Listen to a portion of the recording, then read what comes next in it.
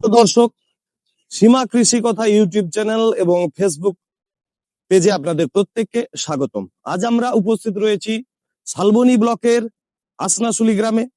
Pre kharif মরশুমের একটি অন্যতম প্রধান অর্থনৈতিক ফসল বাদাম চাষ পদ্ধতি এবং বিভিন্ন যে রোগ পোকা, সারের পরিমাণ, সেচ ব্যবস্থাপনা ইত্যাদি নিয়ে আপনাদের সামনে একটা ভিডিও তুলে ধরতে। আপনারা ভিডিওটি শেষ পর্যন্ত দেখবেন, চ্যানেলটিকে লাইক, শেয়ার, সাবস্ক্রাইব করে দেবেন, যাতে এই ধরনের ভিডিও আপনাদের কাছে আমরা দ্রুত পৌঁছে দিতে পারি। এই মুহূর্তে একটি অন্যতম প্রধান অর্থকরী ফসল হচ্ছে বাদাম।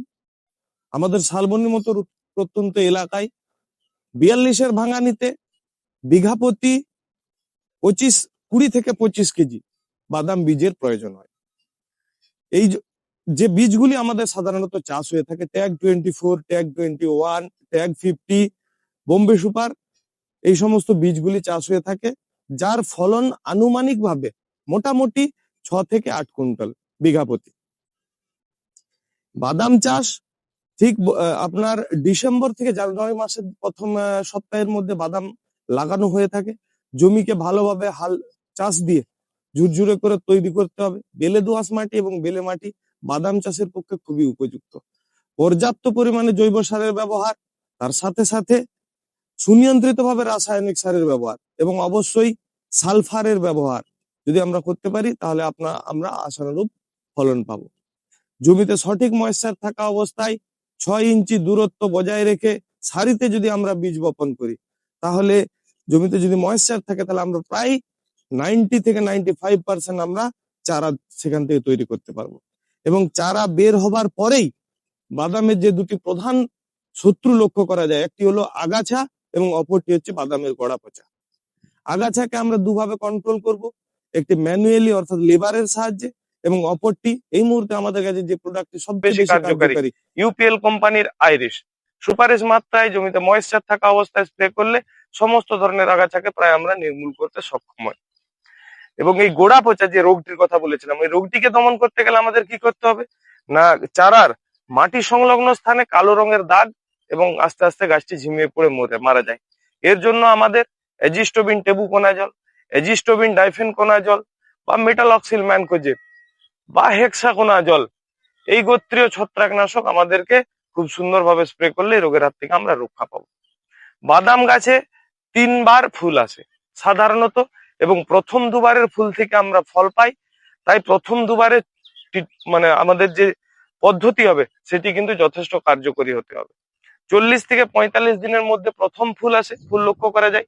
সেই সময় আমাদের ফুল এবং ফল নিয়ন্ত্রণকারী হরমোন গুলি আমাদের সুন্দরভাবে ব্যবহার করতে হবে, যেমন প্ল্যানোফ্লেক্স এই মুহূর্তে খুবই কার্যকরী একটি হরমোন। এছাড়া 0-52-34 যদি আমরা প্রয়োগ করতে পারি প্রতি 15 লিটার জলে 50 থেকে 60 গ্রাম, তাহলে আমরা আশানুরূপ ফল পাবো। এবং দ্বিতীয়বার আবার 60 থেকে 65 দিন বা 70 দিনের মাথায় দ্বিতীয় যে ফুল আসবে, সেই সময় আমরা ওই একই পদ্ধতি অবলম্বন করে আমরা ফলনের পরিমাণটা বাড়িয়ে নেওয়ার চেষ্টা করব। খেয়াল রাখতে হবে বাদাম গাছ যেন কোনোভাবেই বৃদ্ধি না পায়। যদিও আমরা এই জমিটিতে দেখতে পাচ্ছি যথেষ্ট উচ্চ বৃদ্ধি পেয়ে গেছে গাছ, কারণ যত গাছ বৃদ্ধি পাবে ফলের সংখ্যা কিন্তু ততই কম হবে। গাছ যদি আমরা ছোট রাখতে পারি, আমরা যথেষ্ট বেশি পরিমাণে ফলন পাবো। গাছ ছোট রাখতে গেলে আমাদেরকে প্যাকলোবুটাজল 23% প্রতি 15 লিটার জলে 5 থেকে 6 ml যদি আমরা মিশিয়ে স্প্রে করতে পারি, তাহলে কিন্তু আমরা কার্যকারী রেজাল্ট পাই। সেচ ব্যবস্থাপনার ক্ষেত্রে যদি বলে রাখি না, বাদাম চাষে 8 থেকে জমির চাহিদা অনুপাতে 8 থেকে 10 দিন কি 12 দিন অন্তর সেচ ব্যবস্থাপনার প্রয়োজন রয়েছে, কারণ মাটিতে যেন ময়েশ্চার সবসময় ভালো থাকে, তাহলে আমরা খুব সুস্থ সবল ওজনযুক্ত দানা তৈরি করতে পারবো। এরপর যে আরো যে দুটি প্রধান রোগ বাদামের ক্ষেত্রে এই মুহূর্তে রয়েছে, একটি হলো বাদামের টিক্কা রোগ এবং অপরটি হলো বাদামের মরিচা রোগ। এই রোগগুলির হাত থেকে আমাদেরকে রক্ষা পেতে গেলে এজিস্টোবিন ডাইফেনকোনাজল বা প্রপিকোনাজল এই গোত্রীয় ছত্রাকনাশক ব্যবহার করে আমরা এর হাত থেকে রক্ষা পেতে পারি। বাদামে প্রধান শত্রু পোকা যদি থাকে, সেটি হলো লেদা। এই লেদাকে আমাদেরকে কন্ট্রোল করতে গেলে কোরান্টিনোপল 18.5% ওষুধ সুনিয়ন্ত্রিত ভাবে প্রয়োগ করতে হবে, যার হাত থেকে আমরা রক্ষা পেতে পারি। মোটামুটি 120 দিন সময় লাগে বাদাম চাষটিকে কমপ্লিট করার ক্ষেত্রে।